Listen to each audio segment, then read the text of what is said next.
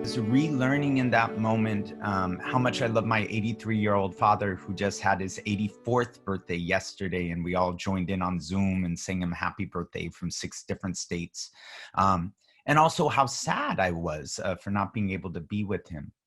I was learning and remembering again, I work in a field called empathy technology, which really looks at how do we deepen our understanding of the concept of human interconnectedness, and then what are the technologies that can be utilized to scale that. I was learning and relearning how interconnected all of this planet is, even if we try to deny it. And that the difference between the poorest and the wealthiest person in lifestyle and bank account may be immense, but that it's actually really small when it comes to terms of pandemic and health, that we affect one another. I learned that society was waking up to the reality that it cannot ignore and deny the need of a safety net for basic human beings and basic human rights. Otherwise, if you ignore it on the front end, you'll pay quadruple on the back end, which we're experiencing. In the US, we have a huge homeless challenge, or we should say a housing pricing challenge more than a homeless challenge, that the homeless themselves, if cough, can make us sick. And so this idea that you can erase or just simply pretend another group doesn't exist, that we cannot afford to do that. In this century, and most of us would say any century, but it's the moment that's really emerging from in this moment. And so I just kept on going through. These are the things that I feel we are really able to lean into this moment as social lessons, or we could even say species lessons. And for me, that's a really powerful moment for us to really reimagine what learning is. We often think of learning as an educational concept that is done in a formalized school. And really, learning is about the process of how human beings acquire or produce knowledge and then transform that knowledge into wisdom. And the idea of wisdom not necessarily being this guru on a mountaintop, but wisdom being the application of knowledge. And I think about in a span of about 60 years ago, human beings went to space for the first time. And about 80 years ago, human beings started creating broadcast and communication technologies that could capture a human being's sound and voice and visual and share it with another part of the world in real time, even though it would take a while to get there.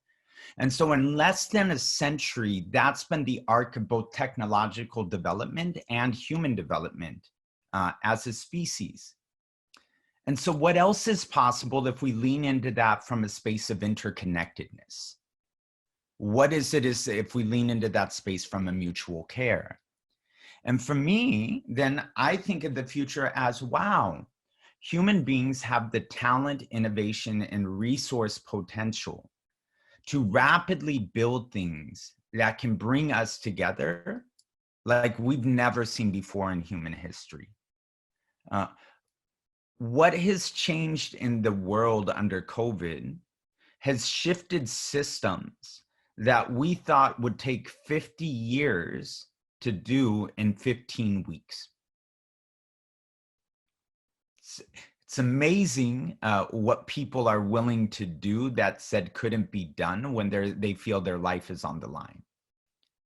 Now, what is possible if we do that, not from our life is on the line from a space of panic, but our children's life is on the line, and our grandchildren's life is on the line. And when I talk about the future, I'm not talking about some abstract 50, 100-year-old, let's look at the devices we'll have in terms of VR, AR, augmented reality, or even human hybrids. I'm talking about when my 6-year-old daughter, 15 years from now, is 21, what does the world when she walks outside look like? And this is a little mirror. And it says, if you are playing small, apologize to your ancestors, then apologize to your dreams, then apologize to yourself. If you are one who feels the defeated, I encourage you to hold a mirror to what we victoriously survived over the last centuries. As people who live in difficult times, we can never have enough reminders of human beings who embody resilience and cultivate goodness. Feelings of frustration are natural, yet isolated and compounded across generational traumas, they can metastasize into an inferiority complex for an entire people. Reflect on the genetic journey of millennium that led into you.